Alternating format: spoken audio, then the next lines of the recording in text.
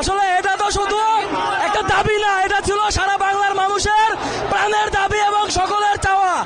এই যে 17 বছর নির্যাতিত, নিপীড়িত এবং শোষিত হওয়ার পর